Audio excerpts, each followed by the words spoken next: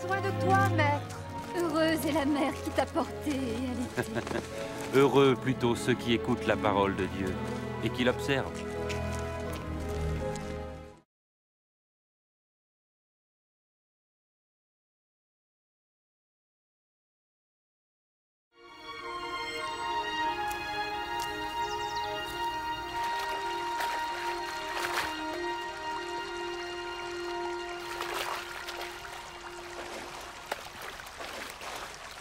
Apprends-nous à prier, comme Jean l'a appris à ses disciples. Quand vous priez, dites « Notre Père qui es aux cieux, que ton nom soit sanctifié, que ton règne vienne, que ta volonté soit faite sur la terre comme au ciel. Donne-nous chaque jour notre pain quotidien. Pardonne-nous nos offenses, comme nous pardonnons aussi à ceux qui nous ont offensés. Protège-nous contre la tentation et délivre-nous du mal. »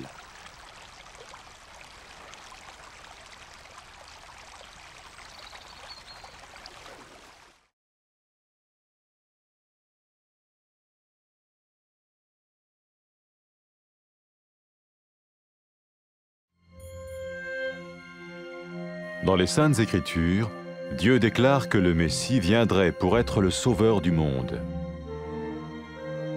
La vie de Jésus prouve qu'il est bien celui dont les prophètes avaient parlé. Ésaïe a prophétisé que la Vierge deviendrait enceinte et qu'elle enfanterait un fils. Des siècles plus tard, la naissance de Jésus accomplissait cette prophétie.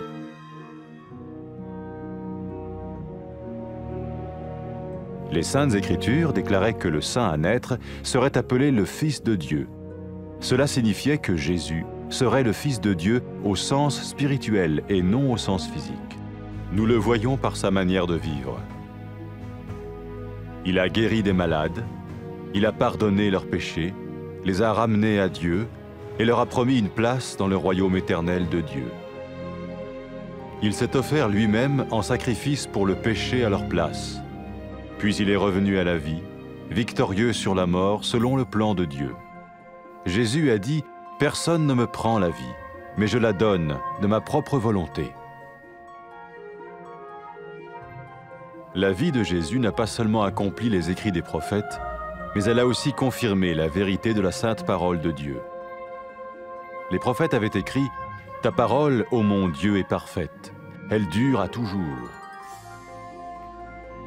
Jésus lui-même a dit « Le ciel et la terre disparaîtront, tandis que mes paroles ne disparaîtront jamais. » Jésus est venu pour nous donner la vie dans toute sa plénitude. Mais quand l'homme a désobéi à Dieu dans le jardin d'Éden, il a choisi sa propre voie et ses actions l'ont séparé du Créateur.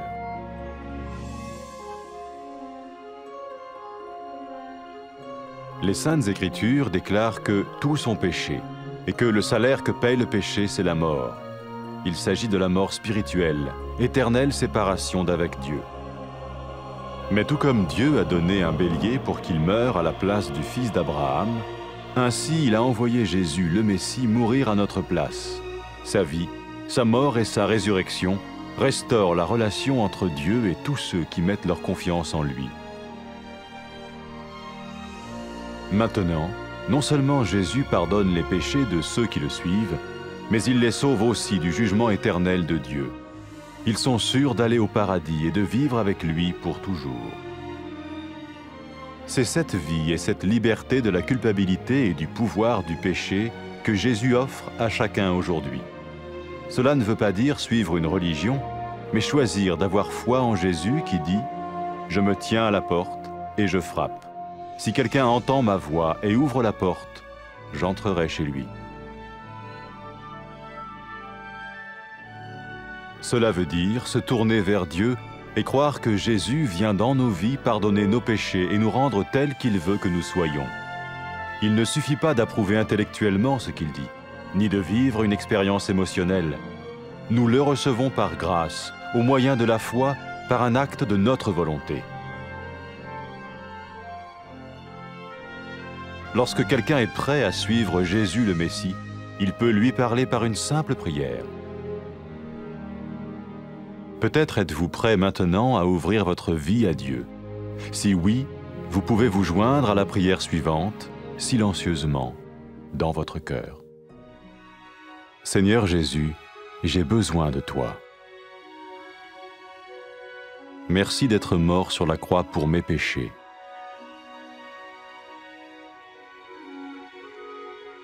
Je confesse mes péchés et je m'en repens.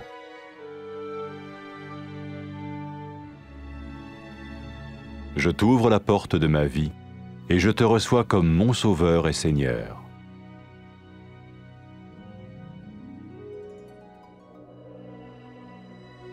Merci de me pardonner mes péchés et de me donner la vie éternelle.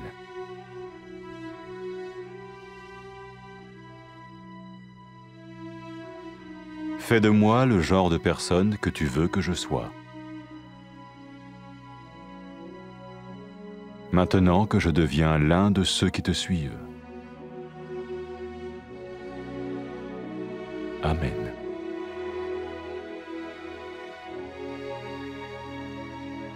Jésus a dit à propos de ses disciples, « Mes brebis écoutent ma voix, je les connais et elles me suivent. » Pour expérimenter la vie en abondance promise par Jésus, ceux qui le suivent parlent à Dieu chaque jour dans la prière et lisent ou écoutent sa parole.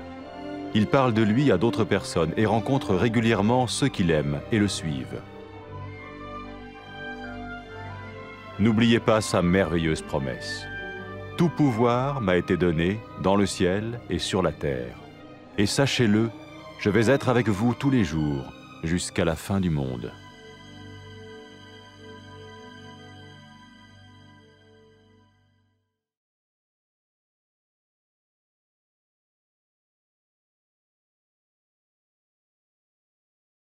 Uhitaji Bwana. Heri mwanamke aliyekuzaa na kukunyonyesha. Wanaheri wale walisikia neno la Mungu na kulishika.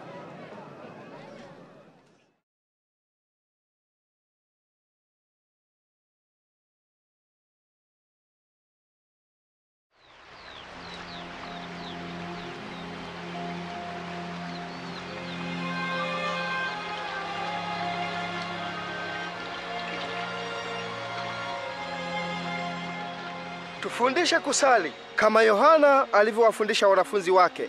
Msalipo semeni hivi: Baba yetu uliye mbinguni, jina lako litukuzwe. Ufalme wako uje, mapenzi yako yatimizwe hapa duniani kama huko mbinguni. Utupe siku kwa siku riziki yetu. Utusamehe dhambi zetu, kwa kuwa sisi nasi tunawasamehe wote waliotukosea. Usitutie majaribuni, bali utuokoe na yule mwovu.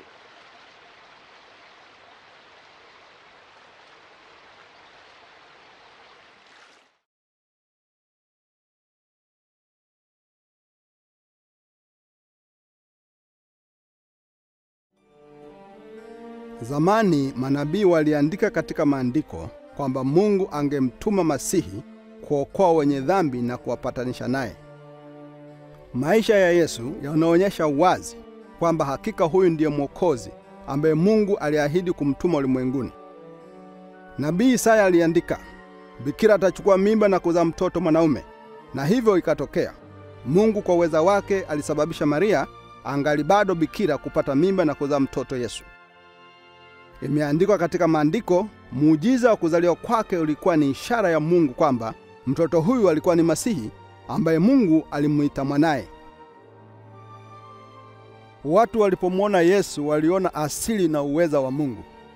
Aliponya watu na kuwasamehe dhambi zao na kuwaahidi mahali katika ufalme wake. Yesu alitoa maisha yake na kupata mateso kwa ajili ya watu wote. Kisha alifufuka, akionyesha kwamba uwezo wake ni mkubwa kuliko uwezo wa mauti. Yesu Masihi alisema, nina uwezo wa kuutoa uhai wangu na uwezo wa kuutoa tena. Maisha ya Yesu yalikuwa kama manabii walivyoandika kwamba Masihi angekuwa. Kweli, Yesu ni neno la Mungu. Katika Yesu Mungu anajionyesha mwenyewe kwa watu wa ulimwengu huu. Yesu Masihi alisema, mbingu na dunia vitapita lakini maneno yangu hayatapita kamwe. Hapo mwanzo Mungu aliumba mwanaume na mwanamke ili kwamba wangeishi na furaha kwake. Lakini hawakumwamini Mungu na kutii amri zake. Kitendo hiki cha aibu kiliwatenganisha wao na Mungu. Katika maandiko imeandikwa, wote wamefanya dhambi na mshahara wa dhambi ni mauti. Watu waliofanya dhambi hawawezi kuishi katika uhusiano pamoja na Mungu. Kama Mungu alivyomtoa kondoo kufa badala ya mtoto wa Abrahamu, hivyo Mungu alimtuma Yesu ili afe badala ya uzao wa Adamu. Alifanya hivi ili wale wote ambao wanamwamini na kuweka imani yao katika Bwana Yesu waweze kwenda katika uwepo wake. Petro alisema, Yesu ni yule ambaye manabii walitabiri, wakisema kwamba Mungu atasamehe dhambi za kila mtu atakayemwamini. Kwa hiyo wale wamfuatao Yesu wataepuka hukumu na wataishi na Mungu milele. Wakati Yesu amefufuka kutoka wafu, alisema kwa wamfuatao, watu watatangaza katika jina langu kwa mataifa yote kwamba Mungu anasamehe dhambi kwa wale wanaomgeukia na kutubu. Yesu alisema pia angetuma Roho Mtakatifu kwa wanafunzi wake ili kuwaonyesha kweli na kuwapa uwezo wa kufuata njia ya Mungu. Wakati mwanamke mwenye dhambi alipotubu dhambi zake na kuanza kumfuata, Yesu alisema kwake, umesamehewa dhambi zako, umeokolewa kwa sababu umeniamini. Yesu alisema watu wanapompenda Mungu kweli ni ushahidi kwamba Mungu amewasamehe dhambi zao. Yesu Masihi aliwaita watu wamfuate. Wakati mhalifu pale msalabani alimwamini Yesu na kuomba kuokolewa, Yesu alisema, leo hii utakuwa nami peponi. Wale ambao wanaamua kumfuata Yesu wanaweza kuanza uhusiano wao naye kwa kutumia sala kama hii: Mungu Baba, wewe ni mwenye haki.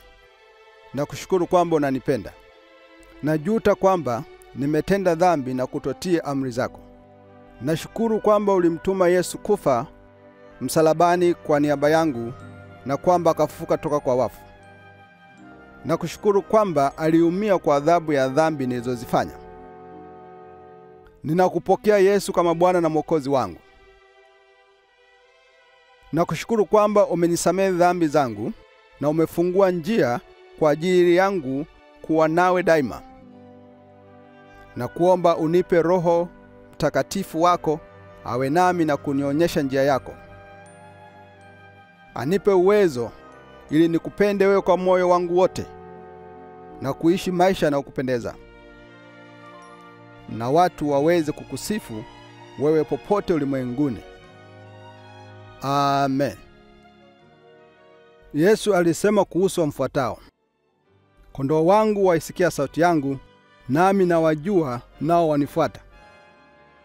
Wamfuatao Yesu kutana pamoja, wanazungumza naye kila siku, wanajifunza neno lake katika maandiko, wanatafuta kufuata mfano wake, na wanaambia wengine kuhusu yeye.